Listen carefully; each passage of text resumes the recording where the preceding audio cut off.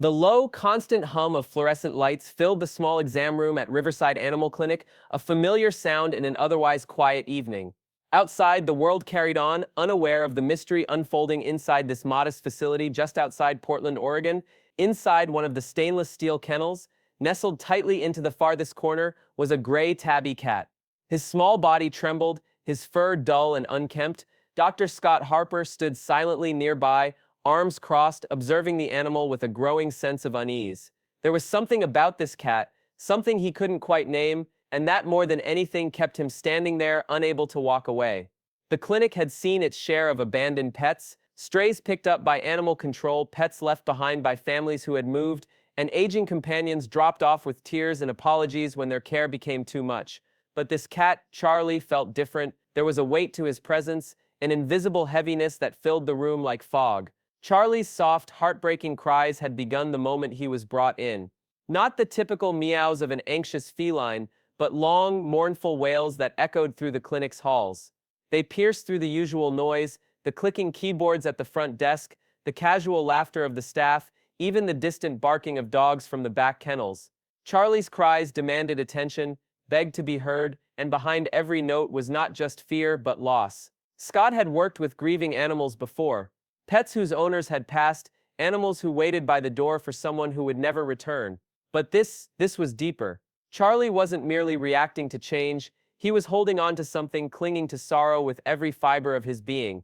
He refused food, barely drank water, and each time someone neared his kennel, his entire frame would tense, his shoulders drawing in, his tail tucked, his eyes, striking and green, weren't wide with fear, but with something more haunting. A hollow, soul-deep sadness that was almost human in its intensity. 2 days earlier, the Carter family had brought him in. According to them, Charlie had belonged to Francis Carter, who had died suddenly. They had tried to care for him in the aftermath, but his cries, constant and heartbreaking, were too much. A living echo of the man they'd lost. Grace Carter, Francis's widow, had been the one to bring him in.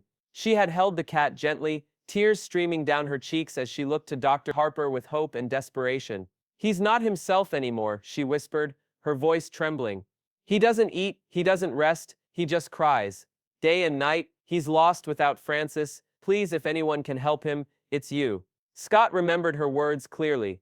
He remembered the way her hands trembled as she passed Charlie over, the way she lingered at the door before finally letting go. Since then, Scott and his team had tried everything: high-protein diets, calming pheromones, gentle music, even bringing in one of the clinic's more affectionate resident cats for companionship. But nothing helped. Charlie remained withdrawn, curled in his corner, guarding his sorrow like something precious. Scott's gaze dropped to the old worn collar wrapped around the cat's neck. It looked like it had seen better days, scuffed leather, the edges fraying from time and wear. Attached to it was a small oval tag, the kind you'd expect on any domestic pet. But something about it seemed off. He squinted. The name engraved on the tag wasn't clean or bold like most. It was faint, almost smoothed out entirely. As if someone had tried to erase it, or as if it had simply been there for a very long time. "Hey there, buddy," Scott said softly, crouching down so his eyes were level with Charlie's. His tone was gentle, patient. "Mind if I take a look at that collar?" He reached forward, fingers moving slowly, carefully, wanting to avoid startling him. But the moment his fingers touched the tag, Charlie snapped. A feral hiss ripped from the cat's throat, raw and explosive. His claws shot out through the bars, slashing with terrifying speed. Scott flinched, jerking his hand back just in time. His breath caught in his throat as the air between them seemed to crackle with a strange, almost electric energy. Charlie's chest rose and fell rapidly, his tail fluffed up like a bottle brush. But it wasn't aggression. Scott had seen aggressive cats. This wasn't that. This was panic. Unfiltered. Terrified. Protective. Scott slowly raised both hands, palms out. Okay, he whispered. "You're not ready for that. I get it." He stood slowly, his mind spinning. Most cats disliked being handled, especially in unfamiliar environments. But this was something else. Charlie hadn't lashed out because of fear for himself. He had reacted instinctively, defensively, because of the collar. That night, after the clinic had closed and the staff had gone home, Scott found himself back at Charlie's kennel. The sterile hum of the fluorescent lights was the only sound now. In his hands he carried a small pouch filled with soft, fish-scented treats, the kind that could usually coax even the most hesitant stray.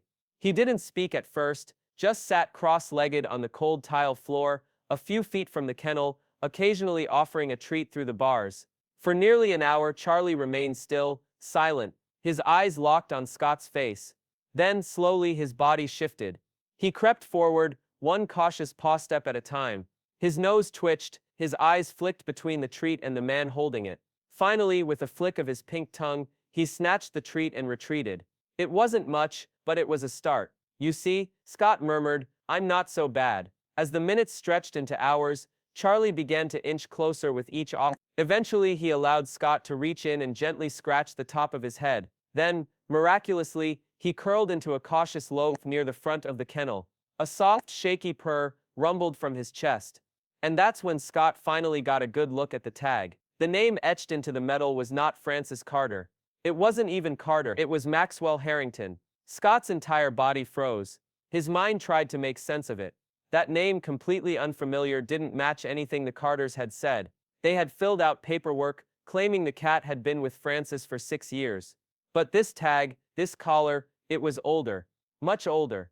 The engraving was worn down, the leather aged beyond what 6 years would typically show. Scott's stomach churned. Something wasn't right.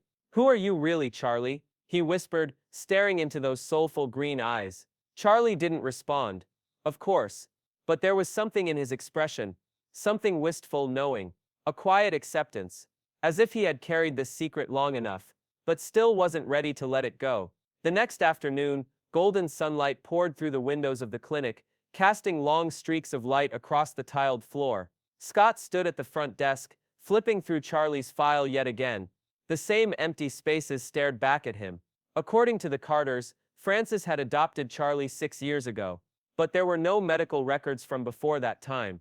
No visits to any vet, no microchip registered until after he'd arrived in the Carter household. Just silence. Still trying to crack that case, came a familiar voice. Emma Wells, the clinic's lead veterinary assistant, leaned on the counter beside him. Her eyes were sharp but kind, and she peered at the file with a furrowed brow. I don't get it, Scott muttered. They say they've had him for 6 years. But this cat, he's at least 10. And the tag doesn't say Francis. It says Maxwell Harrington. Emma raised her eyebrows. That's weird. Really weird. Do you think they lied? Scott shook his head slowly. I'm not sure. Maybe they didn't know. Maybe. This isn't the first time Charlie has lost someone. There was a long pause between them, filled only by the distant murmur of a phone ringing and the shuffle of paws from the back. And then, almost in a whisper, Scott added, I think this cat has a past no one's talking about. Not even the people who brought him in. Scott shook his head slowly, eyes fixed on the file in front of him. Grace Carter seemed genuine when she dropped him off. He said thoughtfully, I don't think they're hiding anything, at least not on purpose. His voice trailed off as Emma, standing nearby with a pen in hand, looked equally puzzled. After a moment of silence, she tapped the counter and said, maybe we should check the adoption records from 6 years ago. If they got him from a shelter or rescue, there's gotta be some kind of paper trail. Scott nodded at the idea, though a quiet unease lingered in his chest. Something told him this mystery wasn't going to be solved with paperwork alone. Later that evening, after the clinic had quieted down and Charlie was resting in a soft bed in one of the quieter recovery rooms, Scott's curiosity finally overtook his hesitation. He climbed into his truck and drove toward the Carter residence, a large craftsman-style home at the end of a tree-lined street. The driveway was mostly empty, save for a silver SUV. The house looked peaceful, but too quiet, eerily so for a place that had recently lost someone like Francis Carter. Scott knocked on the front door twice. After a moment, it opened to reveal a woman in her early 30s. She had intelligent, tired eyes that mirrored her father's. Dr. Harper, right? She asked, offering a soft smile. I'm Jane. Mom said you might stop by. Scott thanked her, stepping inside. The home smelled faintly of lemon cleaner and old hardwood. Family photos lined the hallway walls. Jane as a toddler riding on Francis's shoulders, her mother laughing at a picnic table, and numerous pictures of Charlie. In each one, the cat looked right at home, sprawled across couches, curled up in blankets, perched on Francis's desk like a loyal companion. Jane noticed Scott looking and said softly, Dad loved that cat. He always said Charlie was more like a therapist than a pet. Scott gave a faint smile and nodded in understanding. Jane led him into the living room, where a large leather-bound photo album sat open on the coffee table. I pulled this out after Mom said you were asking questions, she explained. It has photos from when Dad first found Charlie. Scott sat down beside her, flipping through the pages. He paused when he came to a picture of Charlie sitting in the sun in their backyard, his fur a bit darker, but those unmistakable green eyes still full of quiet sorrow. Then another photo caught his breath. Charlie, newly adopted, wearing a brand new collar. The tag was shiny, untarnished by time, and engraved with a name.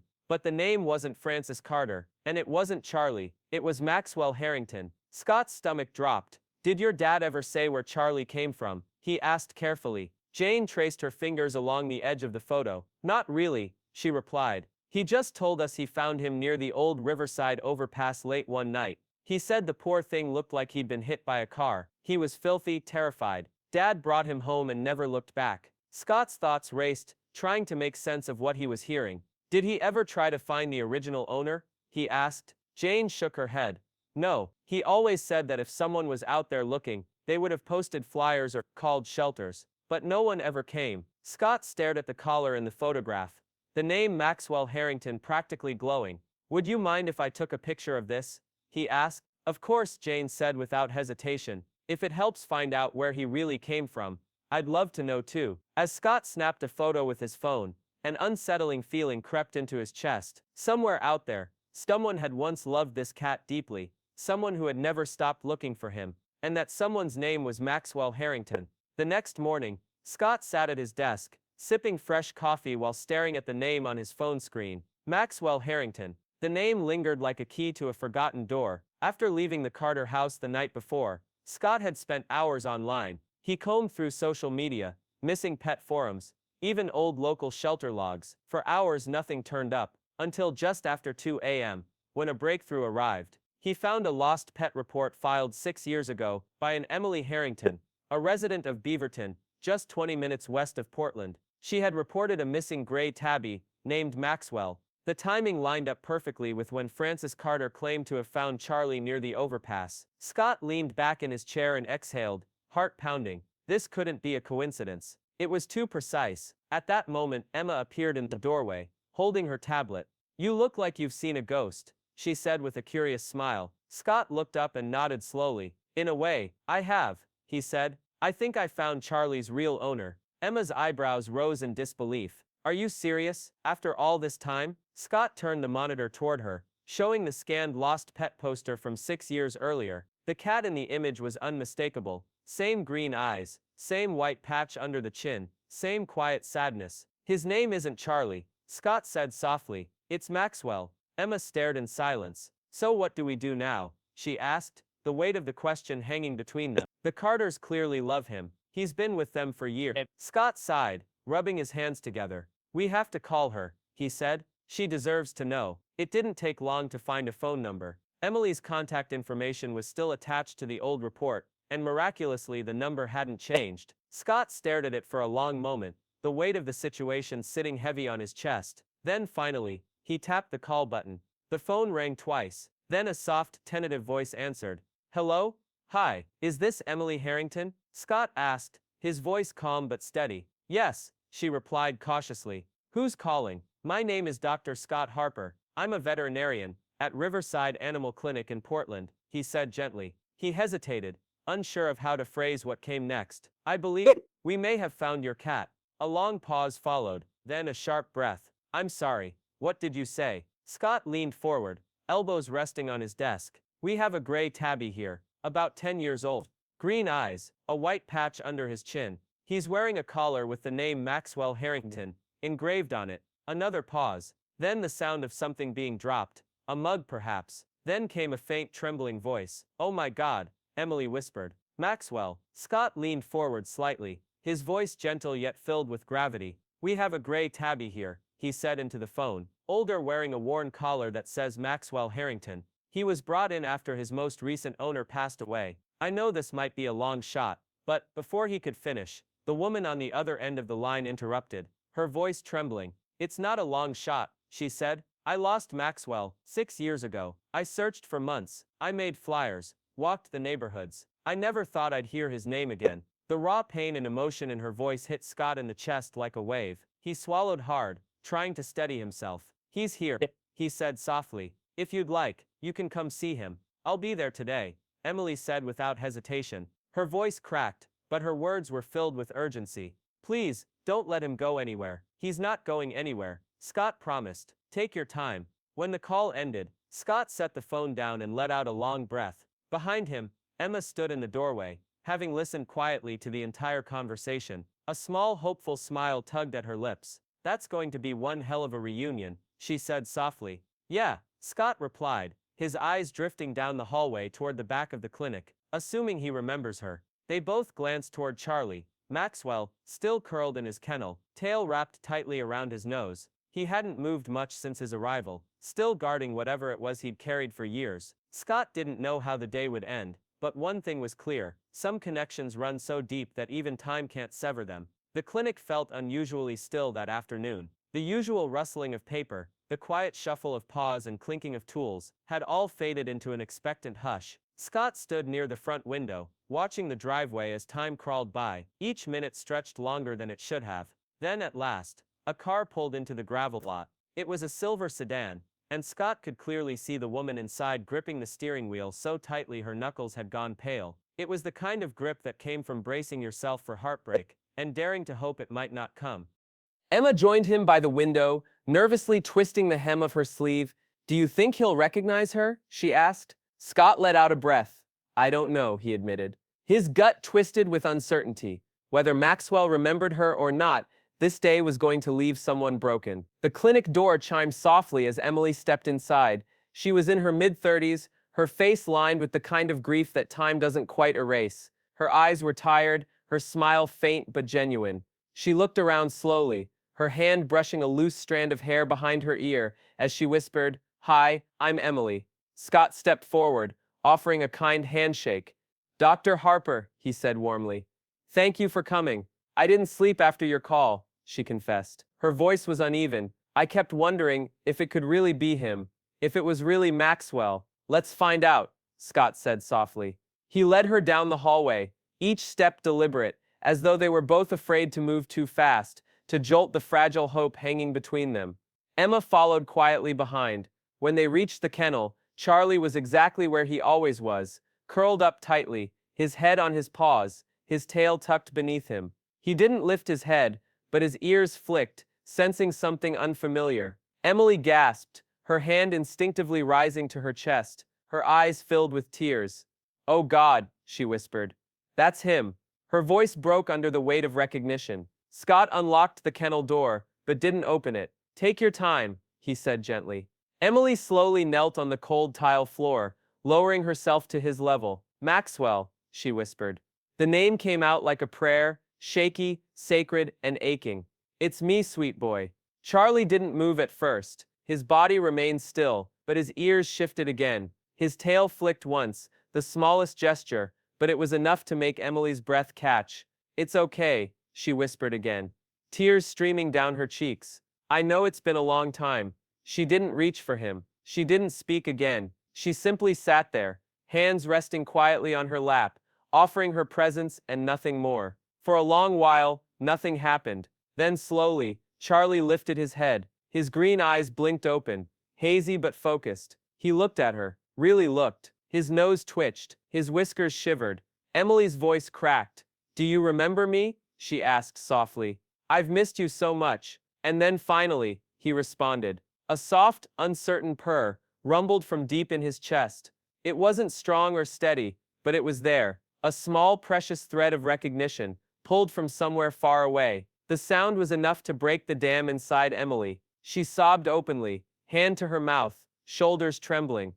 "Oh my God," she cried. "It's really you. I thought I lost you forever." Charlie slowly and cautiously uncurled from his ball. He took one step forward, then another, each movement deliberate. He seemed unsure, as if doubting the reality of what he was seeing, but then he gently pressed his head against her knee. Emily let out a tearful laugh and reached forward, her hands trembling as she cradled his face. She stroked the fur she had once known so well. Charlie leaned into her touch, and for the first time since arriving at the clinic, his entire body relaxed. His purring grew louder, steadier. The fear and sorrow that had clung to him, began to melt in the warmth of familiarity. Scott and Emma stood silently behind them, not daring to speak, not daring to interrupt the moment. It wasn't the kind of reunion they saw every day. It was the kind that made time stop, the kind where old wounds opened not to hurt, but to finally heal. Emily held him close, whispering through her tears, "I'm so sorry I lost you, Max. I'm so sorry." Charlie Maxwell didn't answer with words. He didn't have to. Instead, he gave her a soft, loving headbutt, the same one he used to give her after long days, all those years ago. But as Scott watched the tender reunion unfold, something tugged at the back of his mind, a quiet question, a missing piece. Something about this story still didn't fit, a thread waiting, silently to be pulled. Somewhere in the old metal filing cabinet at the back of the clinic, amid faded folders and dusty records, Scott Harper believed the final missing piece of this strange emotional puzzle was still waiting to be discovered. He had been going through files in quiet concentration, the weight of the past lingering heavily in the air, when the delicate jingle of the clinic's front doorbell broke the stillness. Looking up from the paperwork, Scott's gaze settled on the woman who had just stepped inside, and his heart sank slightly. Even before she spoke, he knew exactly who she was: Grace Carter, the widow of Francis Carter, and the woman who had loved Charlie like family.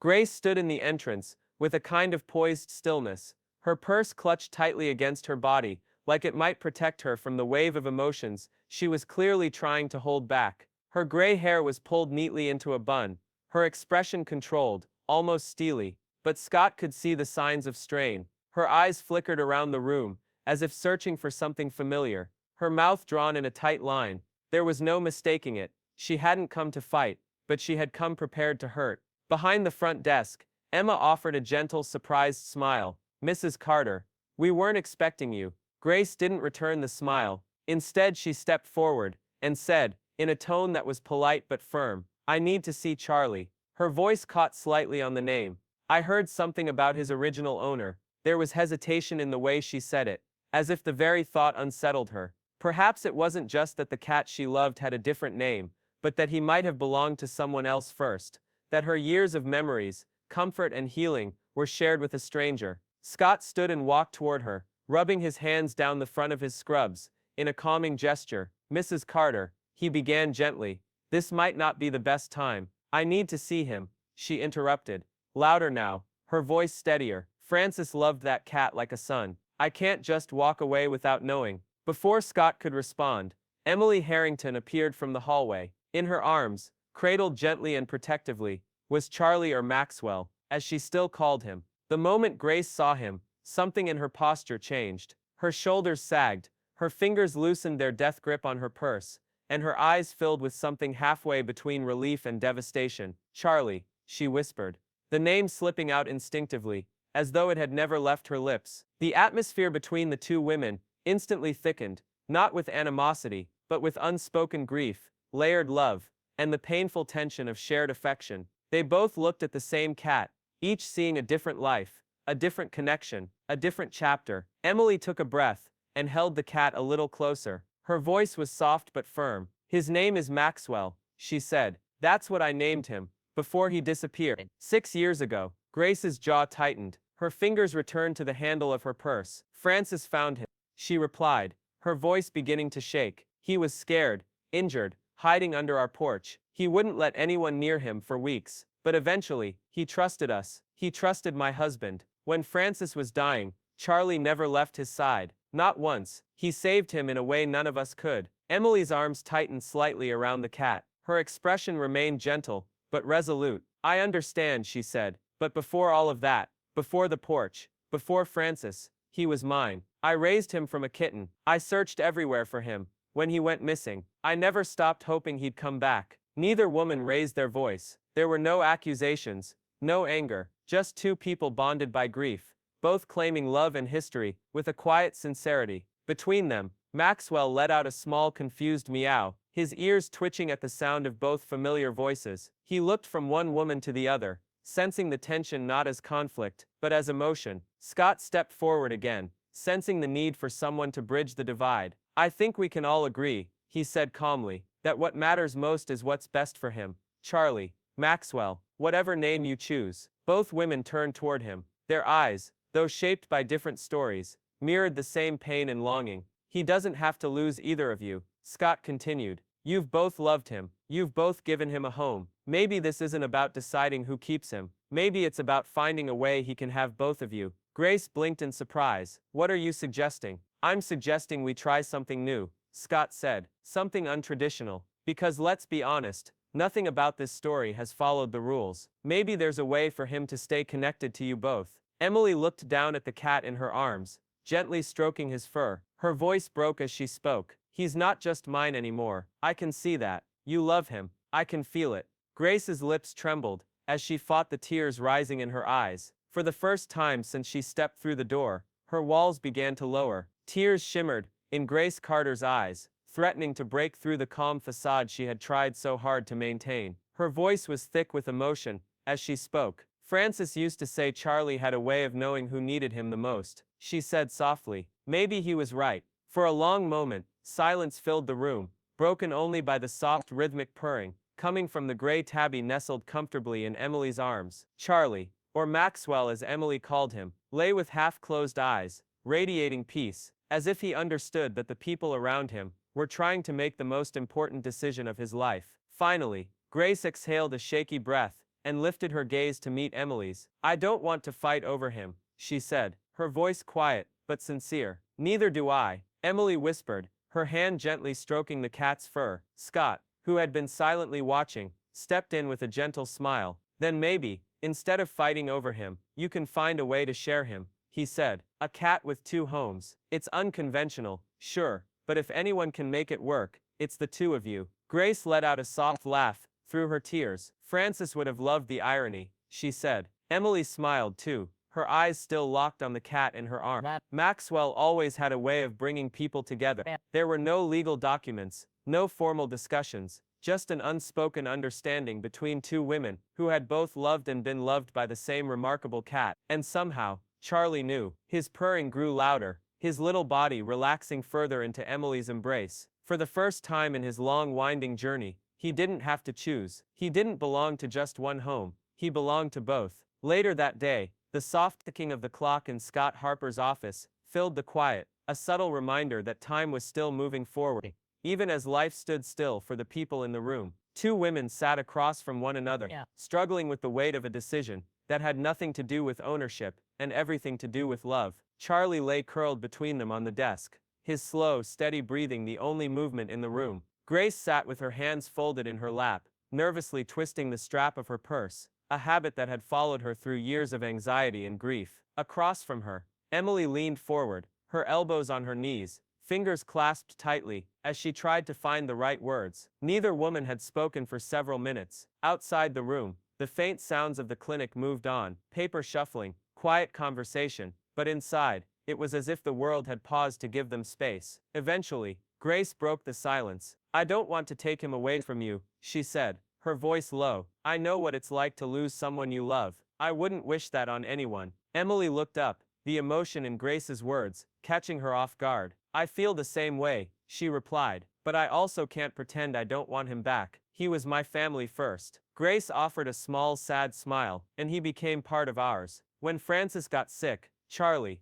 or Maxwell, never left his side. It was like he knew, like he wanted to make sure Francis didn't feel alone. Emily swallowed the lump in her throat. That sounds exactly like him, she said. After my mom passed, Maxwell slept on her bed for months. Even when the room was empty, he stayed. For the first time since arriving at the clinic, Grace's shoulders dropped. Her voice softened. He's always been that kind of cat, hasn't he? The kind that just knows. Emily nodded slowly. I used to think he was just a pet, but now, I know he's something more. Scott, sensing the moment, stepped forward again. Maybe you're both right, he said. Charlie, Maxwell, whatever name you give him, he's always been a cat who didn't belong to just one person. Maybe he never needed to. Both women looked at him, confused but open. What do you mean? Emily asked. Scott leaned back against the edge of his desk, arms folded casually. You both love him. He's loved you both. And from what I've seen, he's not confused. He's content. So, instead of deciding who gets to keep him, why not give him both homes? Grace blinked. You mean share him? Scott nodded. Why not? He could spend a few days with Emily, then a few with you. It doesn't have to be complicated. It just has to be about what's best for him. Emily hesitated, the idea settling in slowly. At first, it sounded strange, even absurd, but the more she considered it, the more it made sense. Maxwell had already lived 2 lives, loved 2 families. Maybe giving him both wasn't just fair, it was the only right thing to do. Grace's hands tightened around her purse, not in panic, but in thought. Francis would have wanted him to be happy, she said softly. He wouldn't want us to fight over him. Emily offered a faint understanding smile. I don't want to fight either. Their eyes met again, and for the first time, there was no pain between them, just clarity. This wasn't about holding on, it was about letting go of control, so Charlie could be loved freely. Grace took a steady breath. Maybe he could stay with you on weekends, and with me during the week. Emily's face lit up. That actually sounds perfect. Scott smiled, as he looked down at Charlie, who stretched lazily on the desk, as if he had known all along what they would decide. Looks like you're about to become the luckiest cat in Portland, Scott said with a grin. 2 homes, double the love. Grace laughed, a sound lighter than anything she'd spoken all day. Double the treats, too, she said with a knowing look. Knowing me. Emily joined her laughter. He's always had me wrapped around his paw. I'm sure that hasn't changed. As the final remnants of tension left the room, Charlie stood and stretched before jumping effortlessly into Emily's lap. He curled into a small warm ball, resting his head in her hand. A deep, steady purr filled the space, calm, clear, and whole. Grace reached out, brushing her fingers gently over his fur. Her voice was quiet, but filled with peace. He's always known how to bring people together. Softly, Emily nodded, her hand resting gently over Charlie's back, a protective gesture that reflected the peace now settling between them. For the first time since their paths had crossed, there was no tension, no awkwardness. Just 2 women connected by their shared love for a cat who had somehow defied time, distance, and even fate to find his way back to both of them. As Charlie's steady purring filled the quiet office, Scott could feel the weight of their decision, the right one, for both the cat who had brought them together and for the family they had unknowingly become. Later that afternoon, the sun poured through the wide windows of Emily's living room, casting a warm golden light across the room. Outside, a gentle breeze rustled the trees in her peaceful Portland neighborhood, carrying the sweet scent of blooming lavender from her small garden. The kind of afternoon where time seemed to slow, where the world outside became a distant hum, leaving only the soft sounds of home. On the worn navy couch, curled in his usual spot at the center where the cushion sagged just a little, lay Charlie. His gray fur shimmered under the sunlight, his front paw lazily stretched out over the edge of the cushion. His breathing was slow and steady, the kind of deep, contented sleep only a cat who knew he was safe could enjoy. Beside him, propped against the armrest, was a framed photo. Emily, Grace Carter, and Jane stood side by side in the garden of Grace's house, all smiling brightly for the camera. In Emily's arms, Charlie lay nestled comfortably, his head tilted slightly, his wide green eyes filled with curiosity. The photo had been taken just a few months after they had all come to an agreement that Charlie could belong to both families. Love didn't have to be exclusive. He could have 2 homes, 2 families, and still be happy. The sound of the front door creaked open, and Dr. Scott Harper stepped inside, a familiar smile pulling at the corner of his mouth as he carried a small paper bag. Brought you guys something, he called softly, careful not to disturb the peacefully sleeping cat. Since the whole ordeal had started, Scott had become a regular visitor, bringing treats or simply checking in. What had begun as concern had quietly turned into something much more comfortable, a budding friendship. Emily appeared from the kitchen, drying her hands on a towel. Let me guess, she said, eyeing the bag. Organic salmon treats and catnip-infused wool mice? Scott grinned. He's got me wrapped around his paw too, apparently. They both glanced toward Charlie, who stretched luxuriously. One eye cracked open at the sound of familiar voices, and then, with a soft, contented purr, he settled back into his position, his purring steady and soothing. It was a sound Scott had come to associate with peace, with the feeling of home. Charlie no longer carried the burden of being torn between 2 families. Now he had both, and it suited him just fine. How's Grace? Scott asked as Emily led him into the living room. She's good, Emily answered, smiling. She just had him for a few days. Jane says he's basically royalty at their place. She even bought him this ridiculous velvet bed. Scott chuckled. Sounds about right. That cat's living better than I am. Emily sat beside Charlie, her hand gently resting on his back, her fingers tracing the soft fur between his shoulders. After a moment she spoke, her voice quieter, reflective. It's funny, she said. I used to think losing him was the worst thing that ever happened to me. But if I hadn't lost him, if he hadn't found his way to the Carters, none of this would have happened. Scott settled into the armchair across from her, watching the way Charlie nestled deeper into Emily's touch. Life's funny that way, he said. Sometimes the things we think are the biggest losses end up bringing us exactly what we need. Emily smiled softly, her eyes drifting to the framed photo on the coffee table. He gave me back a part of my life I thought I'd never get back, she said, and somehow he gave Grace something too. We're both better for knowing him. Scott nodded thoughtfully. Not every story ends with someone winning or losing. Sometimes the best endings are the ones where everyone finds a way to hold on to what matters. The two sat in comfortable silence for a while, the weight of all they had been through settling around them like a familiar blanket. Charlie, sensing the calm in the room, rolled onto his side, his tail flicking once before curling back around his body. He was home, in every sense of the word. Speaking of endings, Scott said, standing and handing Emily the small bag, I should get going before I end up making him think I'm moving in. Emily laughed softly, accepting the treats. You know you're always welcome, she said. Scott paused at the door, glancing back one last time at the cat who had, in his own quiet way, changed so many lives. He's lucky to have both of you, Scott said, and then added with a smile, and you're lucky to have him. Emily's smile deepened. We know. As Scott stepped out into the fading afternoon light, Emily sat back down beside Charlie. The weight of him against her side was a comfort she would never take for granted again. Family wasn't always about blood, or even history. Sometimes family was simply the ones who showed up, the ones who stayed even when life had other plans.